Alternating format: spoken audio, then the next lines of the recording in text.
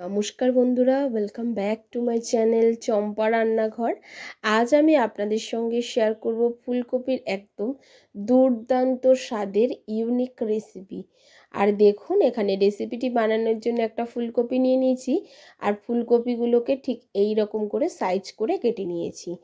এই ফুলকপির রেসিপি আপনারা ভাত, রুটি, পরোটা, নান সব কিছুর সঙ্গে খেতে পারবেন। এখন কড়া বসিয়ে নিয়েছি আর কড়াইতে সামান্য একটু তেল দিয়ে নিয়েছি। এখন কিছু মশলা দিয়ে দেবো।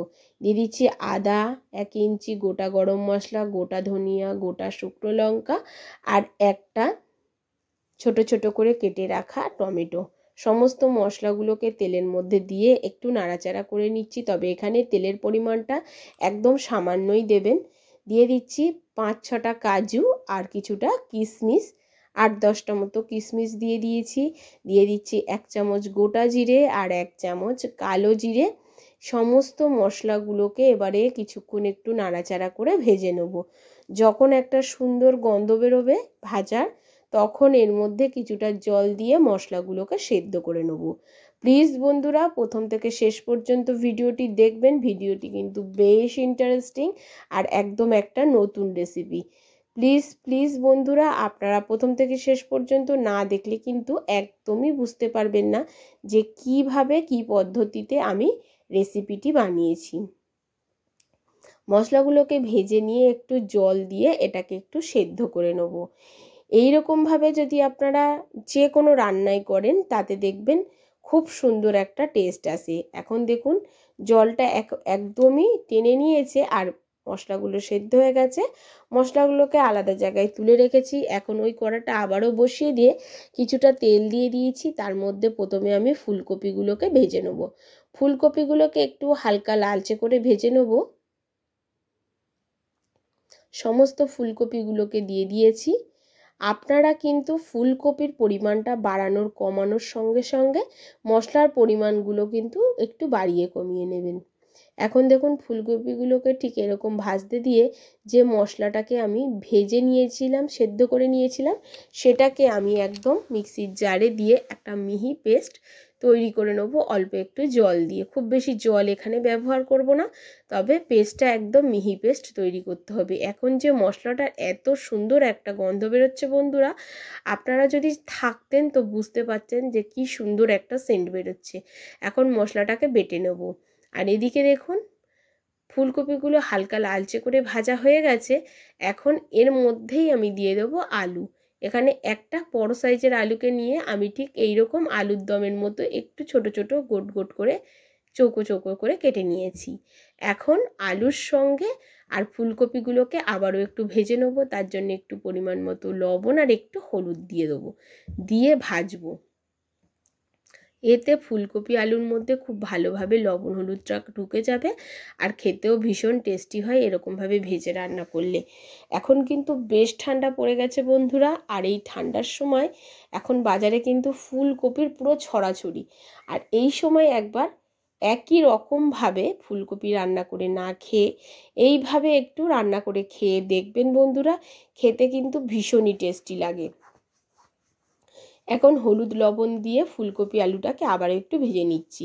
তবে এই রান্নাটা শুধু আপনারা ফুলকপি দিয়েও করতে পারেন, তবে আমার মেয়ে কিন্তু এই ফুলকপির সাথে আলুর এই রান্নাটা খেতে ভীষণই পছন্দ করে, তাই জন্য আমি এখানে একটা আলু দিয়েছি। আপনারা আলুটাকে স্কিপ করতে পারবেন, আর আলুটা কিন্তু সম্পূর্ণ অপশনাল।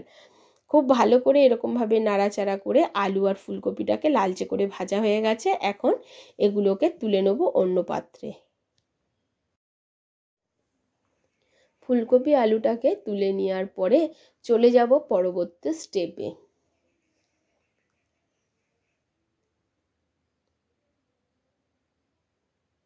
এখন দেখুন, কড়াইয়ের মধ্যে যে তেল আছে ফুলকপি আলু ভাজার পরে, তার মধ্যে দিয়ে দেবো গোটা জিরে, দিয়ে দেবো একটা তেজপাতা, দিয়ে একটু নাড়াচাড়া করে প্রথমে একটু ভেজে নেব।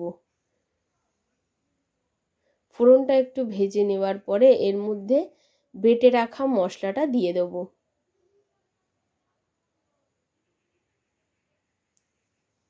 এবার মশলাটাকে তেলের মধ্যে খুব ভালো করে কষাতে হবে বন্ধুরা।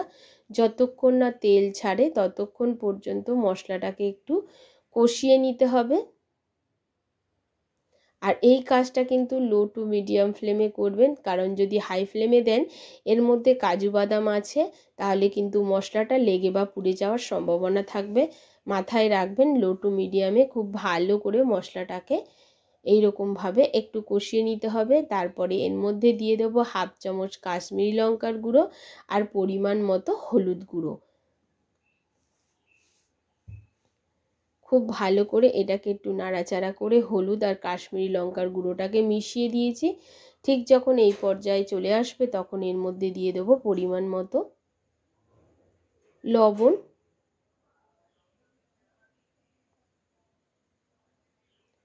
লবণটাকে দিয়ে আবারও একটু মশলাটাকে নাড়াচাড়া করে নিচ্ছি। মশলাটা যখন এই রকম সুন্দরভাবে কষা হয়ে যাবে তখন এর মধ্যে দিয়ে দেবো আলু আর ফুলকপি ভাজাটা।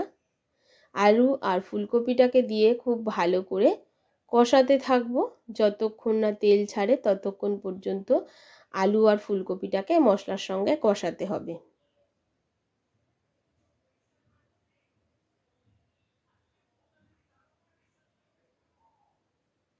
আর দেখুন বন্ধুরা, খুব ভালো করে ফুলকপি আলুটাকে দেখুন কষিয়ে নিয়েছি। এখন এর মধ্যে দিয়ে দেবো পরিমাণ অনুযায়ী জল। মশলার বাটি ধোয়া জলটা একটু দিয়ে দিলাম, দিয়ে খুব ভালো করে এটাকে নাড়াচাড়া করে দিচ্ছি।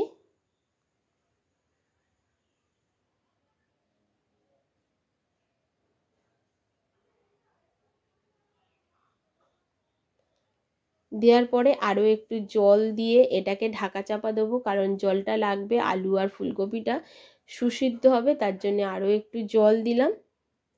দিয়ে এটাকে 5 থেকে 7 সেকেন্ড মতো ঢাকা চাপা দিয়ে রান্না করে নেব। প্রায় 8 মিনিট পর আমি ঢাকাটা এখন খুলে নেব।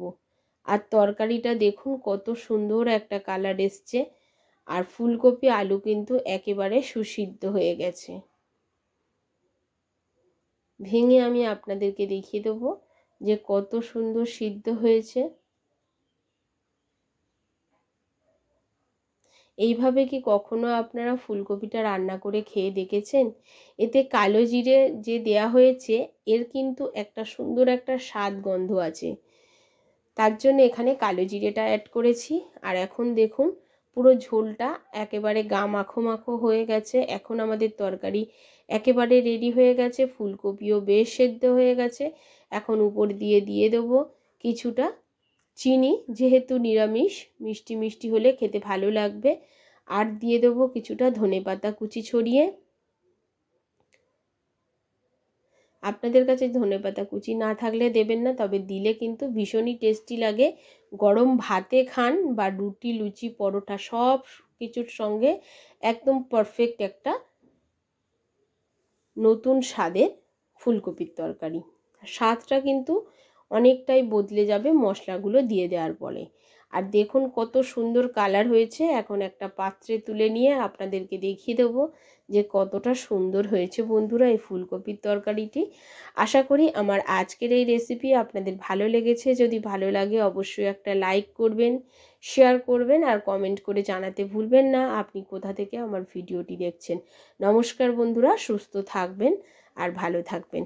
আজ এই পর্যন্ত, আবারও দেখা হবে অন্য কোনো নতুন ভিডিওর সঙ্গে।